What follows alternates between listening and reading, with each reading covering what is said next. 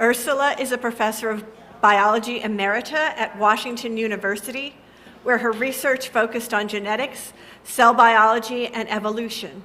She is a fellow of the American Academy of Arts and Sciences and a member of the National Academy of Sciences. She and others are developing what we call a religious naturalist orientation. And a new edition of her book, The Sacred Depths of Nature, describes her understanding of this orientation. She retired to Chilmark in 2017 and has 5 children and 9 grandchildren. I give you Ursula Goodenough.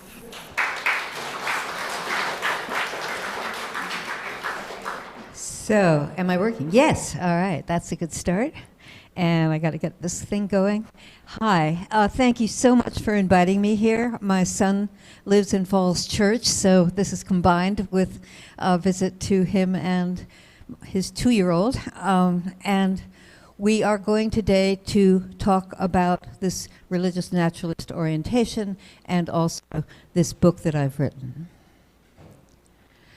So I'm going to start with some sort of head stuff about what we understand to be a religious naturalist orientation, which begs us, oh, thank you, which begs us to ask what is meant by religious, what is meant by naturalist, and what happens when they are combined.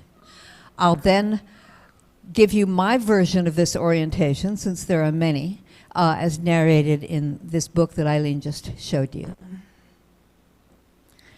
So we humans are symbolic beings and narrative beings. We're unique in that we use symbolic language. So most organisms communicate in some way or another, but we have this very interesting way of doing it that involves symbols. And the symbols point to underlying meanings and understandings that we remember, and we remember them usually as narratives. We tell ourselves stories and remember our stories. And because we can do this, we also construct what I call an I self or a narrative self. And neurobiologist Joseph Ledoux has a wonderful saying, the self is not a thing, it's a story that you create about who you are. And then the last pithy quote from another neurobiologist, Terry Beacon, biologically, we are just another ape. Mentally, we are a whole new phylum of organism. So we humans, since we arrived, create and dwell within language-based cultures. And each culture, it turns out, anthropologists and historians find, develop their own religious tradition of some sort.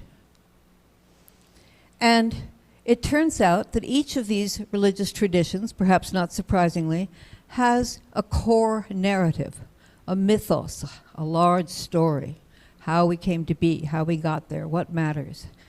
And these stories have 3, I would say, components. One is the interpretive. So in these stories, interpretations are embedded in the narrative. This is why the prophet did what he did. And religious leaders then over the millennia have elaborated these stories. We are then called to have religious responses to this mythos. And these are typically elicited by what we had, for example, this morning. Beautiful ceremonies, rituals, song, dances, again, usually led by religious leaders. And then finally, last but hardly least, are moral or ethical edicts that are built into the fabric of the story. Thou shalt not. And these are, again, elaborated by leaders. So it turns out that scientific inquiry has provisioned us with a mind-blowing new core narrative. And Loyal Rue, a philosopher, has summarized it as follows. During the course of epic events, matter was distilled out of radiant energy, segregated into galaxies, collapsed into stars, fused into atoms, swirled into planets, spliced into molecules, mutated into species, compromised into thought, and cajoled into cultures. All of this is what matter has done as systems upon systems of organization have emerged over 13 billion years of creative natural histories. We call this everybody's story because, of course, it is just that. And you could call someone a vanilla naturalist if they take this story to mind. They read about it, they understand, they've learned about it, and they're cool with it. What the religious naturalist does is explores everybody's story for its religious potential along these same three axes. The interpretive, what does this story mean? What does it say to me? How do I understand it? The spiritual, which I think of as an inward response. Gratitude, reverence, awe, joy, humility. And then the moral response, the communal response. How do we behave with one another? And importantly, the eco-moral response. How does this story tell us that we should behave with respect to the planetary matrix? So a religious naturalist, we could say, takes nature to mind, but also takes nature to heart. So some of us who are exploring this have come up with an online group that's, the URL is up here. It's also in my book. And it turns out that one of the exciting things about this orientation is that there isn't an ism. We don't talk about religious naturalism. We talk about an orientation because there are many different voices.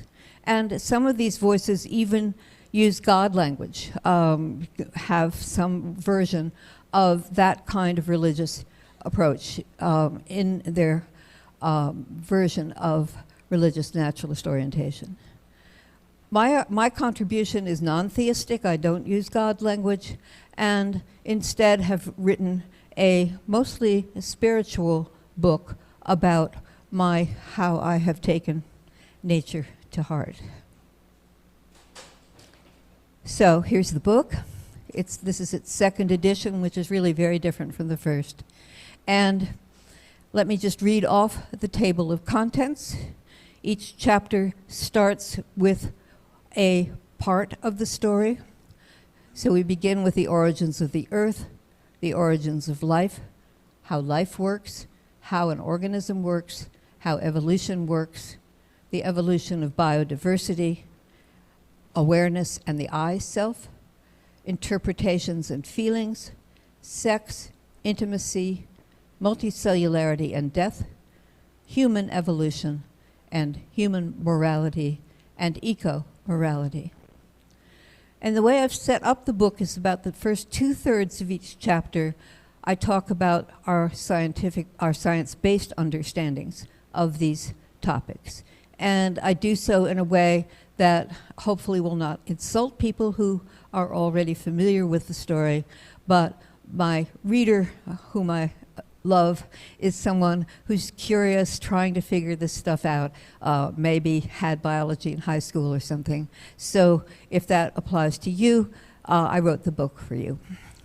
And then at the end of each chapter, I offer what I call a reflection, which is mostly in a spiritual voice, and that gives my own personal take on this. But I also bring in poets and other religious naturalists and how they do it. So it's kind of a blend of me speaking to other wonderful people. So what I'm going to do this morning is I'm going to go through these chapters, give you a little bit about our science-based understandings of each topic, and then read a portion of the reflection that I offer in the book. And some people enjoy looking at the words while I read them. Other people, it drives them crazy. If you are in that group, just lower your head and listen to me rather than trying to follow along. You have a choice. Okay, origins of the Earth. So this is my only sort of physics chapter, if you will. I do the story starting from the Big Bang, galaxy formation, star formation, and everything really rapidly, mostly sort of emphasizing the space, the time, the extraordinary aspect of it that we've all been treated to with the new Webb telescope and the Hubble. And then talk about our own solar system and the Earth and its moon, and just getting everybody up to speed into this incredible planet that we're privileged to inhabit. And yes, forgot to say that the reflection starts with a story of me when I was in my early 20s, when I looked up at the sky after taking a physics course and realized how big it was and how old it was and how weird it was, and freaked out, basically. Hid myself under my pillow, cried. Everything was completely different from, Orion and the Big Dipper. Say in the first part of the reflection how this really bothered me for some time. And there's a quote from Steven Weinberg, the more the universe is understood, the more it seems pointless. And I got totally weirded out about that. Okay, so here's start of a reading of the reflection to this first chapter. But since then, I have found a way to defeat the nihilism that lurks in the infinite and the infinitesimal.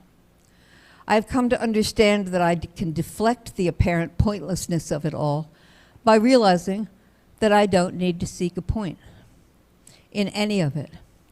Instead, I can see it as the locus of mystery. Now, I don't know whether Aileen had that in mind when she wrote her sermon this morning, but mystery is what we've been thinking about for the last 2 hours. The mystery of why there is anything at all rather than nothing. The mystery of where the laws of physics came from. The mystery of why the universe seems so strange. Mystery, inherently clouded in its own absence of category, its own absence of an answer. Mystery generates wonder, and wonder generates awe. The gasp can terrify, or the gasp can emancipate.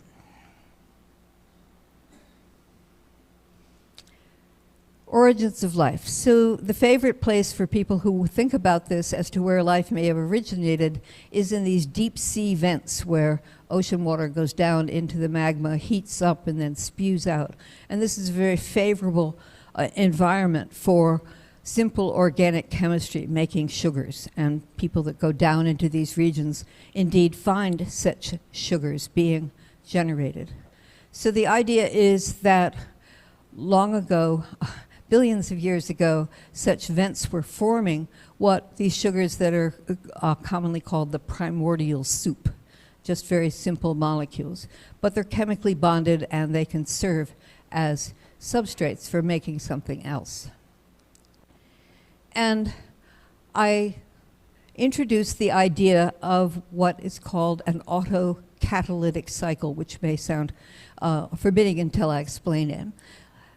Over at 10 o'clock, there are two little sugar molecules that have come out of one of these vents, and they combine to form something called A. And this reaction, which would be very improbable on its own, is catalyzed, is helped out by shape. We'll be looking at this more in a minute, by a molecule called C. So C, the plus sign, means that C catalyzes this formation of A from the two substrate molecules. A then turns out to be a catalyst for bringing the two orange rectangles together to form big B. And B is then a catalyst for getting the diamonds to form C, and C then forms, catalyzes A, and so that's the name autocatalytic cycle. It just goes on. And you keep making more and more catalysts out of these simple sugars. Here's a fancier version of this, the autocatalytic cycle of the lower left. You just have A and B being catalyzed by F to form C, and D and E catalyzed by C to form F, and again, round and round it goes. But if you have just something like this happening in the ocean, of course, everything is going to diffuse. And so the other critical thing is to enclose these kinds of cycles. And in this cartoon, the molecule called F, which we said served as a catalyst, it's basically a multitasker. It can also combine with other Fs to form a little capsid and put the other molecules, the substrates and the catalysts, inside it and protect them so that they occur inside this enclosure. And the result is something that the person who came up with this, Terry Deacon, calls an autogen. So all of this is completely theoretical. We have no idea what the original life form was, but the idea is that something like this got started.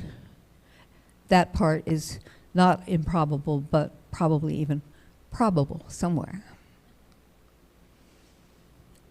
So this leads us to what Aileen referred to this morning, the concept of emergence, which is huge.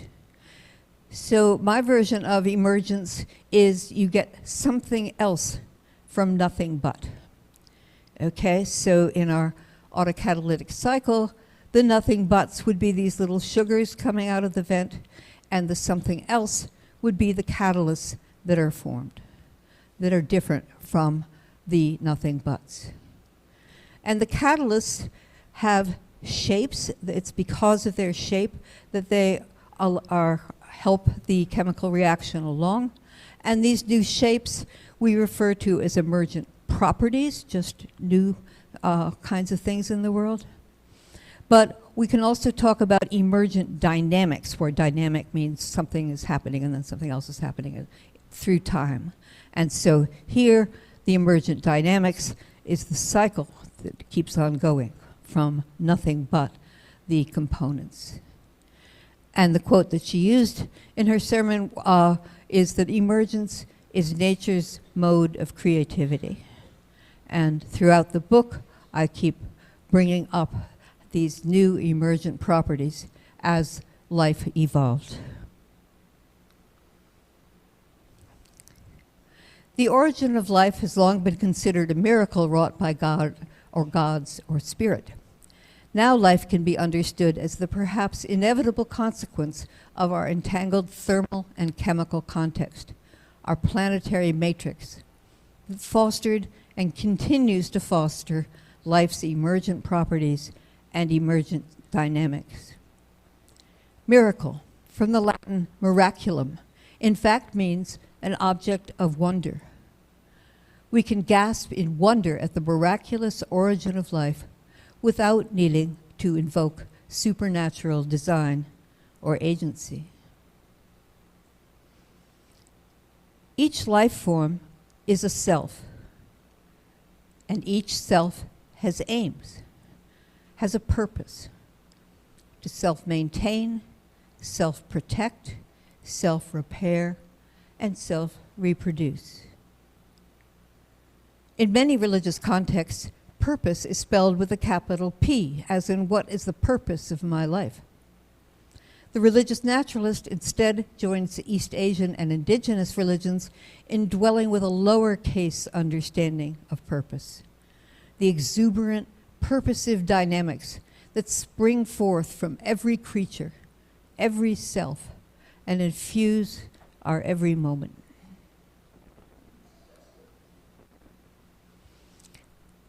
How life works. So top left, we have two proteins. The upper one is part of an antibody protein, and the bottom one is part of the coronavirus spike protein.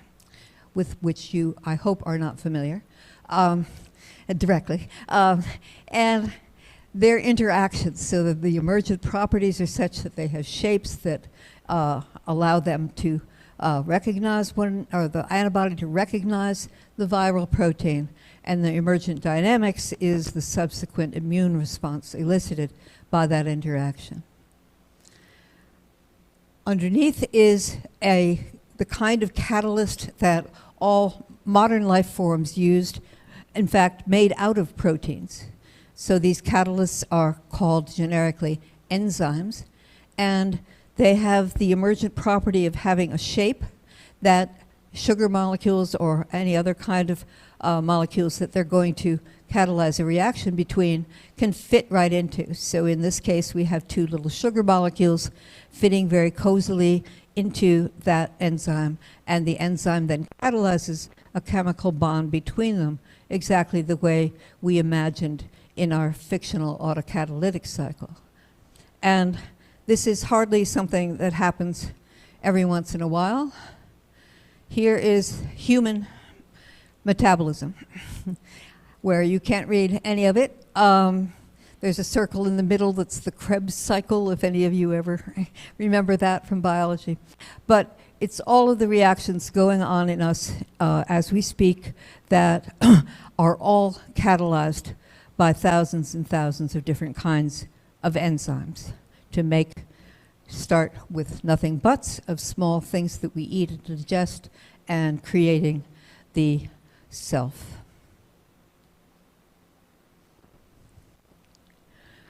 We are told that life is so many manifestations of biochemistry, and we often shudder, a long existential shudder. And then we defend. We dig in our heels and say, no, that can't be all it is. That does to life what astrophysics does to the night sky. Life reduced to its component molecules is life demeaned. Stop saying things like that. For me, a helpful way to think about reductionism is to invoke what we could call the Mozart metaphor. A Mozart piano sonata is a wondrous thing, beautiful beyond belief, sonorous, resonant, transporting. But it is also about notes and piano keys. Mozart's magnificent brain conceived the work, to be sure. He then transcribed it into black specks on white paper to be translated into strings hit by tiny hammers to create vibrations heard by ears. We can thrill to a sonata without giving a thought to its notes. But we can also open up a score and follow the notes, or play them ourselves without having the music diminished or demeaned. It's another way of experiencing the whole, and indeed the only way to have a full understanding of what the sonata entails and what Mozart had in his mind. The notes are hammered by the piano keys, and out flows the emergent sonata. Our attention might focus downward on the genome sequence of a wild rose, and then shift upward to take in its beautiful flowers, and then go back down to the cytoplasmic compartments swollen with red pigment to give the petals their flush. We reduce, and then we synthesize, and then we find another occasion to reduce. How did Mozart generate that modulation into B flat? With that chord. How lovely. So here I talk about how organisms work, and on the upper left is an amoeba, a single-celled organism, which is what most of the organisms on the planet are. They're one-man bands.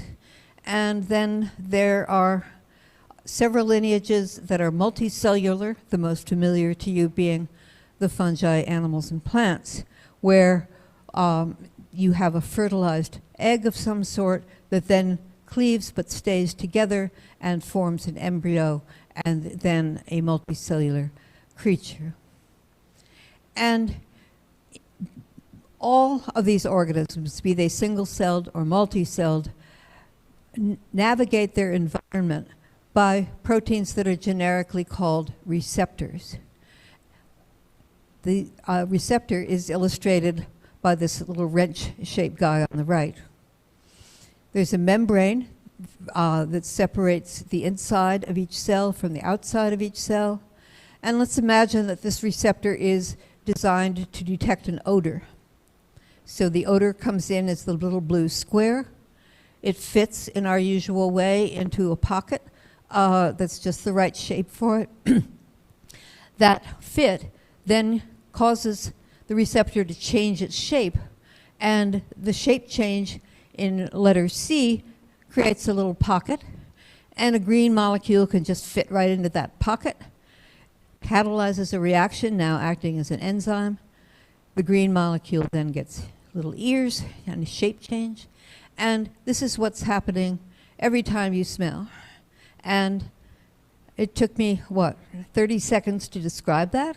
If you remember how long it takes to smell something, it's microseconds. So all of this is happening with extraordinary efficiency, and of course, in the case of our smell, with a lot of work done by the brain.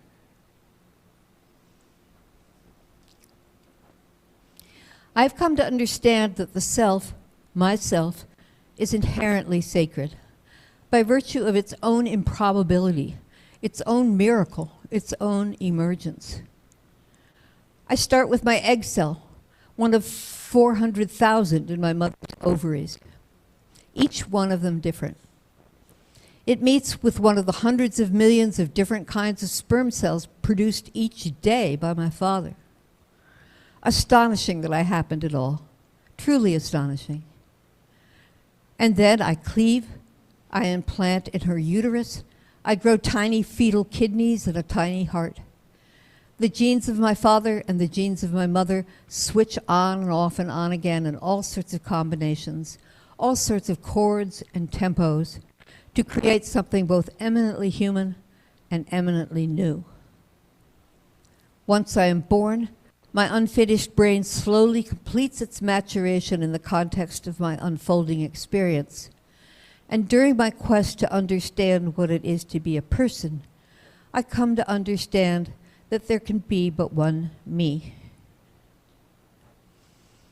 And so I lift up my head, and I hear my own, and I bear my own witness with affection and tenderness and respect. And in so doing, I sanctify myself with my own grace. To the extent that I know myself, I am known. Any yearnings to be capital K known are relegated to the corridors of arrogance, and I sing my own song with profound gratitude for my existence.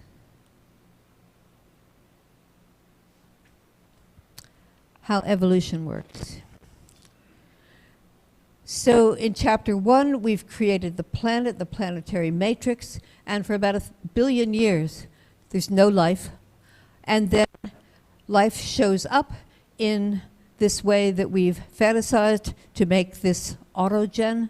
And estimates are that that happened about 3.7 billion years ago, where none of us humans really have any idea how long 1 billion years is. We don't even understand what 1 million years is. But anyway, long time ago.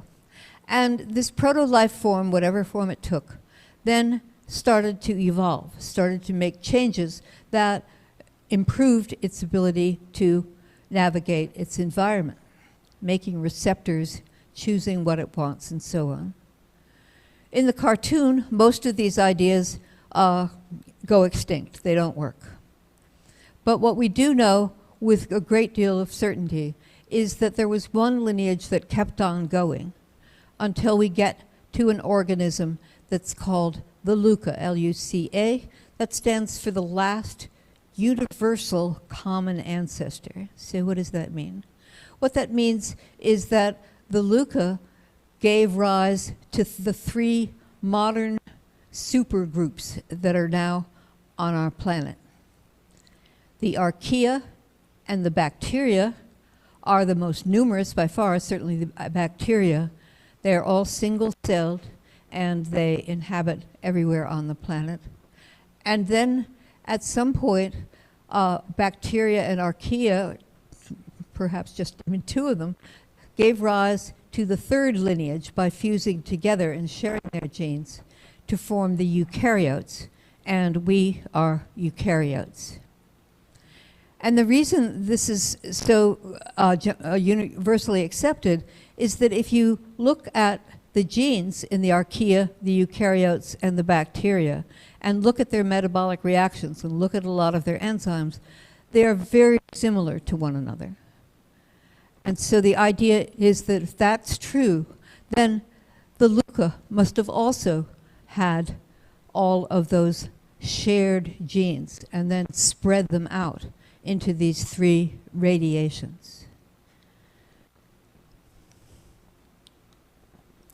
So here is a diagram of the archaea down below and the bacteria up above. This is a family tree.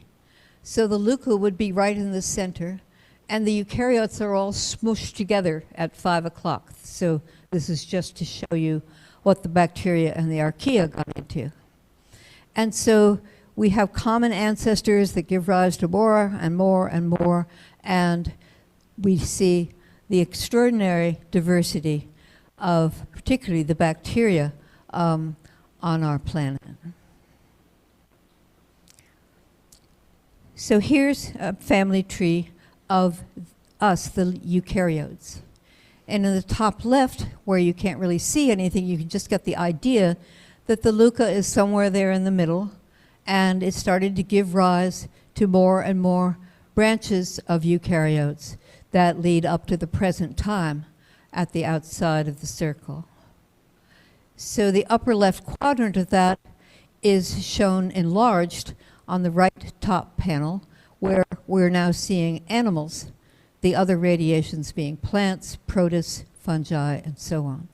But looking at the animals, you can now perhaps read, it says, "You are here." Lower left, they've enlarged it again. "You are here." Lower right, you can finally read Homo sapiens, and there are 2 rodents to our right and 2 amphibians to our left.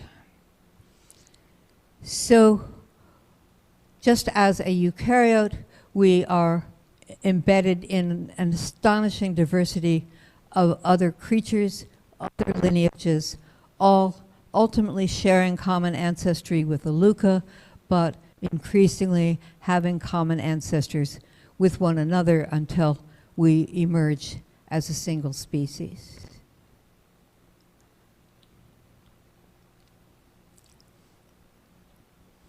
I walk through the woods and the creatures are everywhere, seen and unseen, flying about or pushing through the soil or rummaging under the leaf litter, adapting and interacting and reproducing. I open my senses to them and we connect. I don't need to anthropomorphize them, nor to value them because they are beautiful or amusing or needed for my survival. I see them as they are. I understand how they work. I think about their genes switching on and off, their cells dividing and differentiating in pace with my own, homologous to my own. I take in the Sycamore by the river and I think about its story, the ancient versions of algae and mosses and ferns that came before, the tiny first life form that gave rise to it and to me. I try to guess why it looks the way it does, why the leaves are so serrated and the bark so white, and imagine all sorts of answers, all manner of selections and adaptations that have yielded this tree to existence, and hence to my experience. Blessed be the tie that binds. It anchors us. We are embedded in the great story of biological evolution, the spare, elegant process of mutation and selection. And this means that we are anything but alone.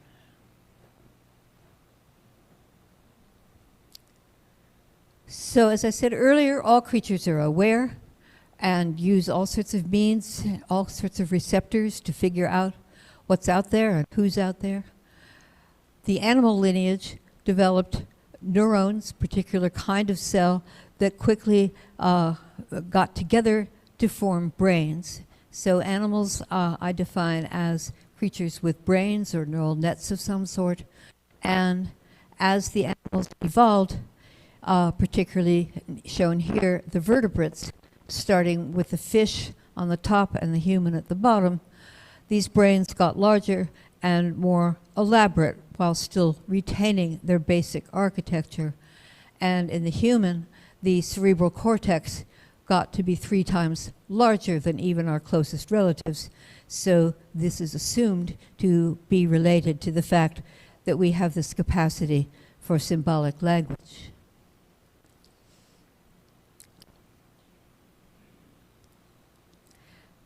As a non-theistic religious naturalist, I call upon the concept of emergence to help the widespread sense that humans have immaterial souls that can interact with immaterial spirits and can continue their existence after the death of the body.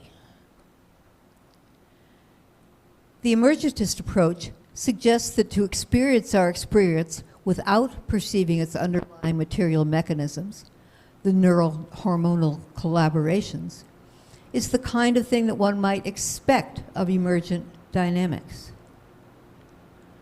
While the outcome has been given reverent names, like spirit or soul, names that conjure up the apparent absence of materiality, we need not interpret this as evidence of some parallel immaterial world.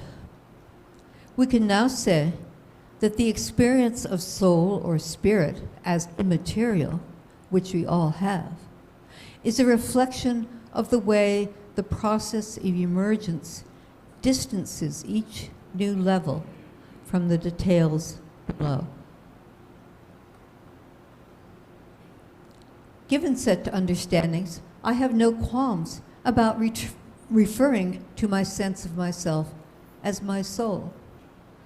A soul emergent from material and biological complexity, a soul that will die when my body dies, but nonetheless a soul provisioned with endless opportunities for what some call imminent experiences and others described as fullness, an overwhelming richness. The concept that these experiences entail access to some independent spiritual realm doesn't resonate with me. Whereas to think of the mystical dimension as emergent from my mind and heart makes it all the more wonderful and exciting to be a human. I am called to access the mysticism inherent in my participation in the planetary matrix.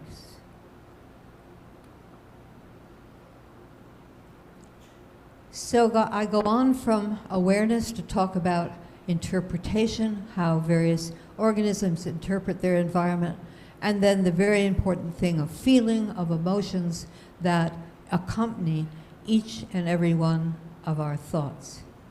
And in the reflection, I talk about one of these in detail. A feeling state that accompanies most religious frames of mind is variously known as empathy, compassion, humaneness, or loving kindness. The ability to imagine what it is like in another being, to feel distress. The ability to put oneself in another's shoes and experience their distress in one's own being, and the impulse to help ameliorate that distress.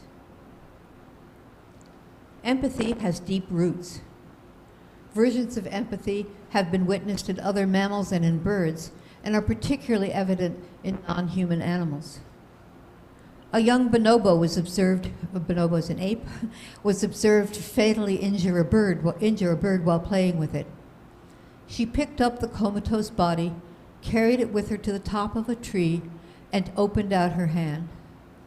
When the bird still lay there limply, she wrapped her legs around the tree, held the bird by its wings, and then opened and closed the wings several times, apparently trying to help it start to fly. It is as we can imagine being the least of these things that we can begin to experience the anguish of poverty or deprivation. It is as we are able to identify with the oil-soaked shorebird and the bewildered moose and the stranded polar bear that they come to embody our environmental concerns. And accompanying our sense of compassion, often at variance with our self-focused aims, is our haunting sense that things should be fair.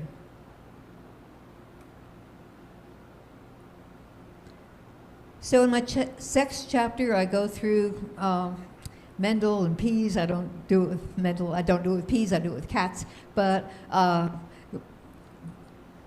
tell how sex works, and then in particular talk about once sex was invented, which is a eukaryotic game, that this included nurture of immature offspring, either by seed coats or by the kind of nurture that we're familiar with in the mammalian context. We have thus far considered two ways to think about caring for others. We have acknowledged our deep genetic homology with all of life and the affinity, the fellowship that emerges from that knowledge. We have also celebrated our capacity to experience empathy with other creatures and respond to their concerns as our own. And now we encounter our biological imperative to nurture our offspring, sacrificing, if need be, our lives on their behalf.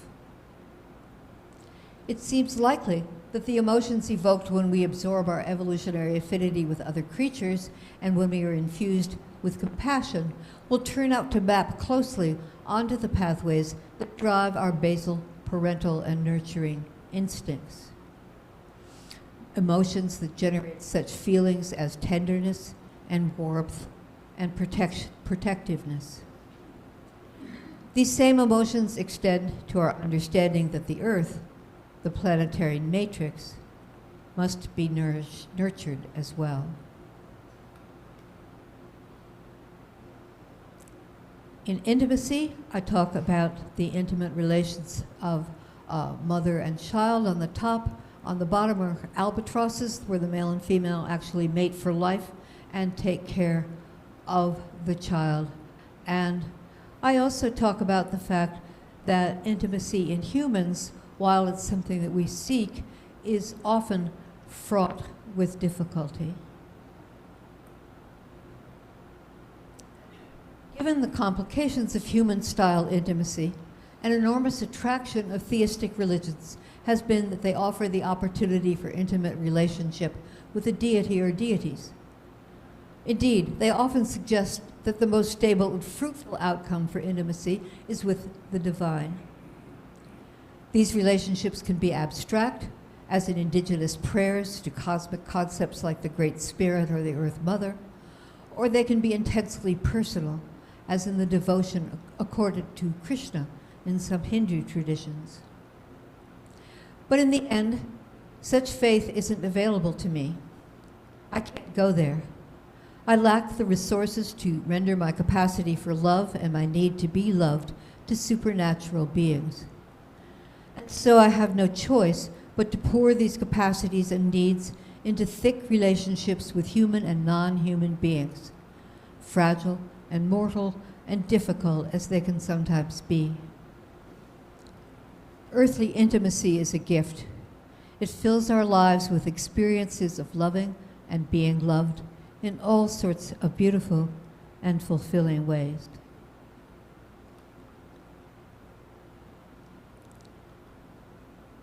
So I talk about the two different kinds of life cycles that we find on our planet. Those of single-celled organisms, where the cell grows, divides at 2, then divides at 4, and so on, and you get a clone of the same kind of individual. And in those life cycles, death is not required. Those creatures can die, you can boil them or something, so they're not immortal, but they don't have to die. They can keep going indefinitely. And with the invention of multicellularity, particularly in the plants and land plants and animals, we have a different idea, which is that there are two kinds of cells. The somatic cells, which make the body, and then the germline sequestered in the ovary of the testis or whatever organ that is responsible for going to the next generation. The beauty of this arrangement is that because the burden, if you will, of going to the next generation has been offloaded to the germline, the somatic line can differentiate in any way whatsoever that's adaptive. Make leaves, make limbs, make brains. Because none of those cells is responsible for getting to the next generation. And in fact, those cells are, by the dictates of the life cycle, destined to die. So we see in the upper picture the dying corn plant with the corn cob bursting to rise to the next generation, and the dead leaves. So our brains, and hence our minds, are destined to die with the rest of the soma. And it is here that we arrive at one of the central ironies of human existence, which is that our sentient brains are capable of experiencing deep regret and sorrow and fear at the prospect of our own deaths. Yet it was the invention of death, the invention of this germ-soma dichotomy, that make possible the existence of our brains. Sex without death gets you single-celled algae and fungi and protists. Sex with a mortal soma gets you the rest of the eukaryotic creatures. Death is the price paid to have oaks and clams and geese and grasshoppers. And death is the price paid to have human-style consciousness, to be aware of all that shimmering awareness and all that love. My somatic life is the wondrous gift wrought by my forthcoming death.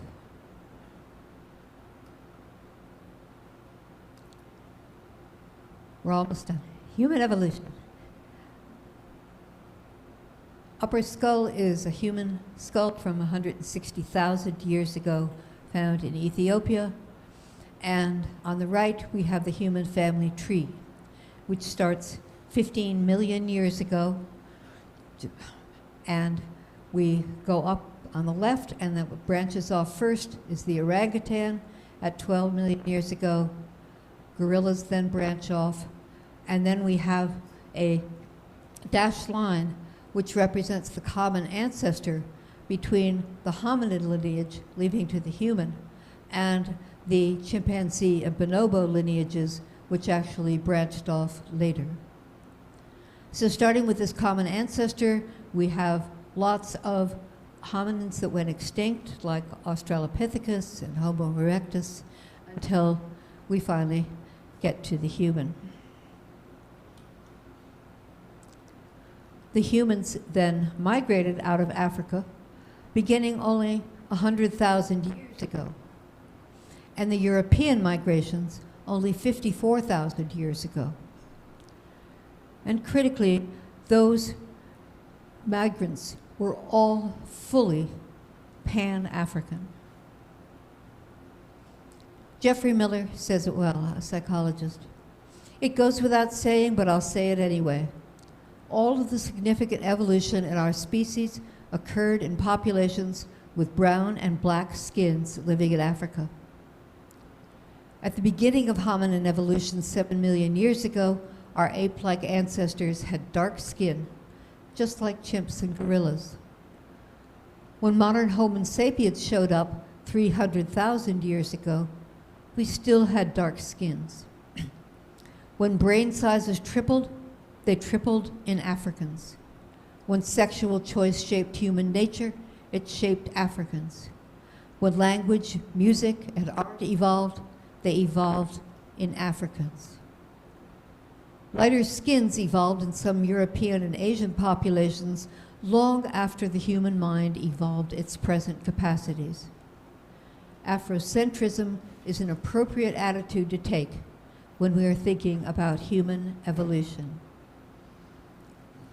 Our fully shared, fully ligated humanity, our deep kinship, is a foundational concept, and when absorbed, a potent counterforce to systemic and structural racism. So the last chapter is called Morality and Eco-Morality, where this image shows my concept for where the human should place him or herself in the larger context of the planet. That little image, that little person.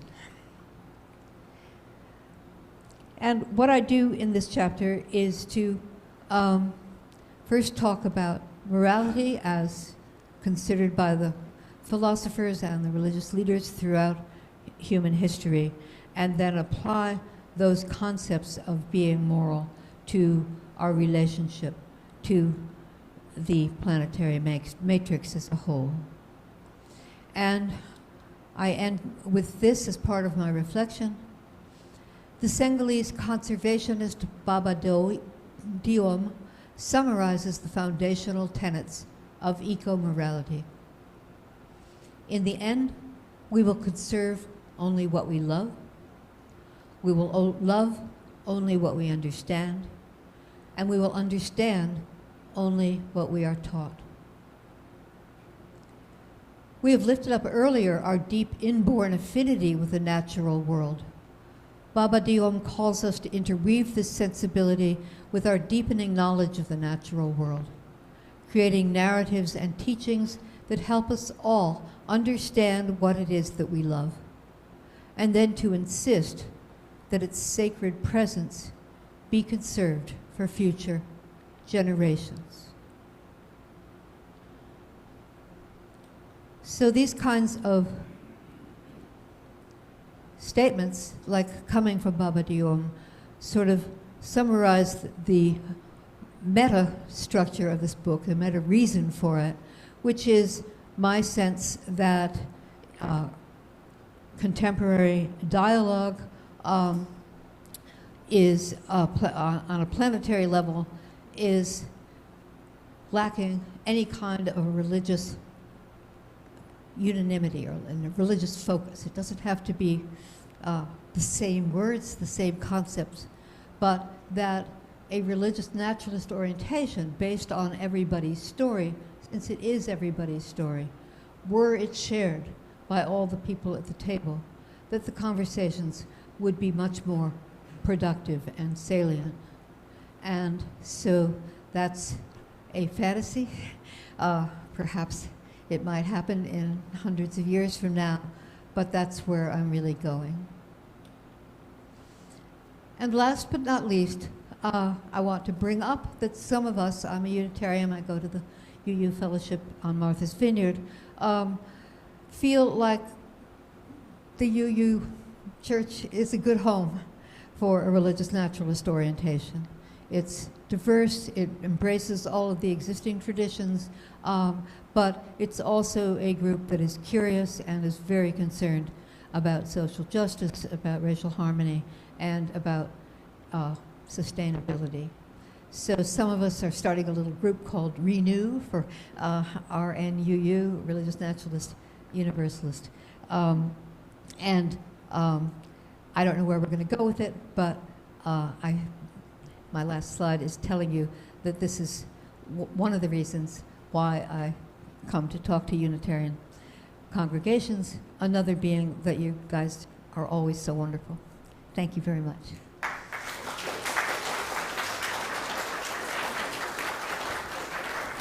That was wonderful, fascinating. Thank you very much.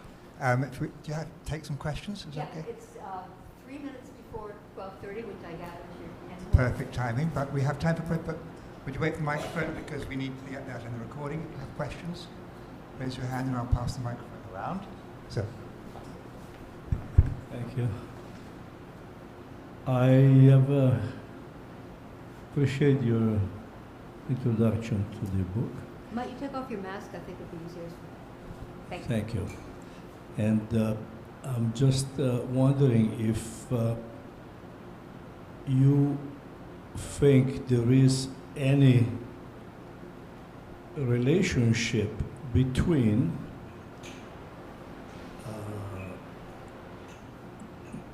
astroelectric magnetic influence, think of a tide.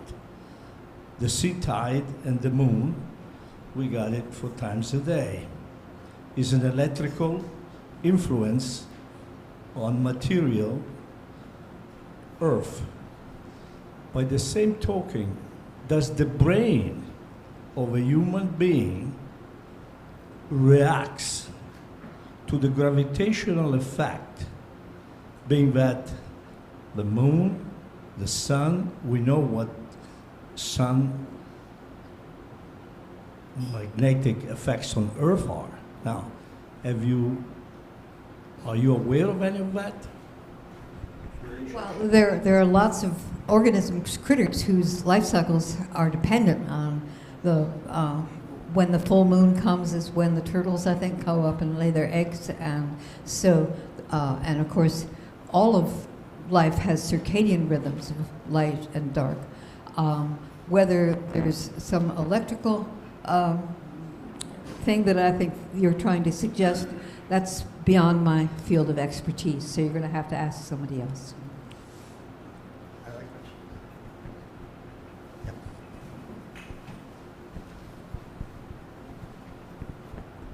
Thank you. One of the fascinating subjects in science fiction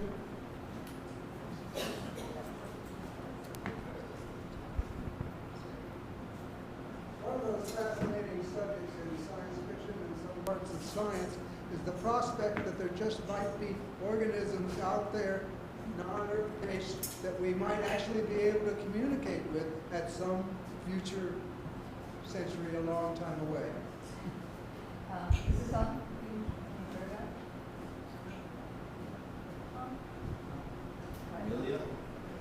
She's trying. Given all of the new planets that we're discovering, beyond, there's certainly going to have some autocatalytic cycle, at least, must have started somewhere, and whether these creatures are then as sentient as humans is unknown. Plus, they are so far away that the whole sci-fi thing, fun as it is to make movies about it, is really not on my screen as something that's going to happen anytime soon. I think we're sort of stuck with our own planet and doing something about preserving it and respecting it and loving it, and dream about other civilizations. That's where I come out. There's certainly no evidence. Yeah, thank you. I followed that up because I just finished a series of Life in the Universe, which was on Lifelong Learning Institute, about that. There are something like 100,000 million stars in our galaxy, and the chances are that millions of them are just right for life and could have life. But the chance that any of them are near enough for us with civilizations to communicate with in any way at all is pretty negligible, I would say, because of vast distances you mentioned. One question here. Let alone in other galaxies. So I'm seeking a clarification. Are you saying that all Caucasians or white people or all of humanity were descendant from the black person? Okay. And do you have a description of how that happened? Like how the skin changed and, how different people came into being? Well, is this on it? We now have genomes, of course, from all of the various individuals around the world in different radiations, starting 100,000 years ago when we all came out of Africa, and we can see that in some of them, genes for melanin production in the skin we all have those genes, but they're turned on at different times and in different kinds of cells too, and that's just something that happens during evolution all the time. There are many differences. That said, the human genomes are virtually identical in what's there. There may be some variation in the structure, the emergent property of a particular kind of gene, but we're all the same. And in fact, we're 99% the same as chimpanzees. So one more question, and then Okay. I'd like to finish with a comment.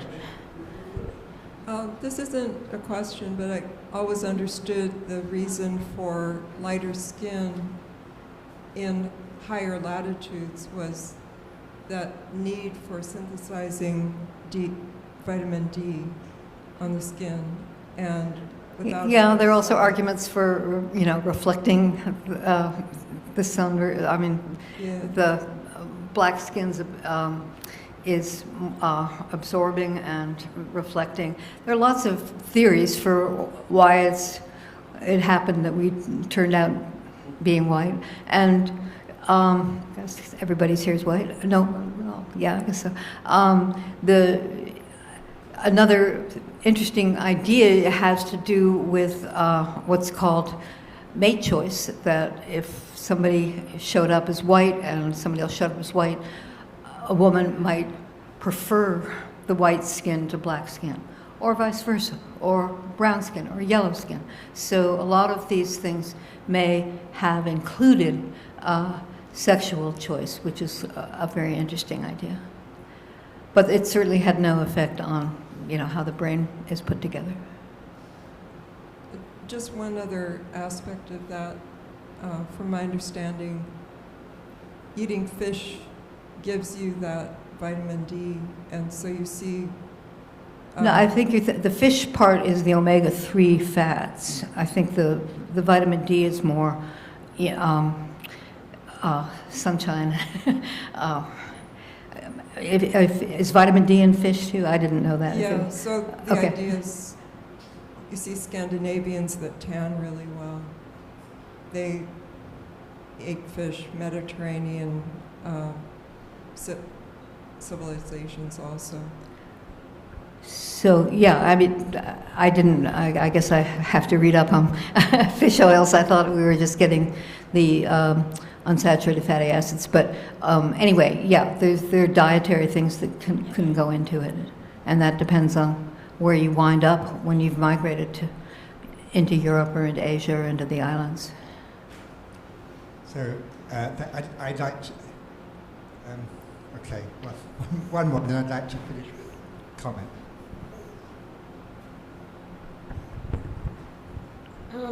You won't have an answer to this because I don't think anybody does, but I'm wondering about artificial intelligence and whether that's going to start its own evolutionary line and how that's going to affect human evolution.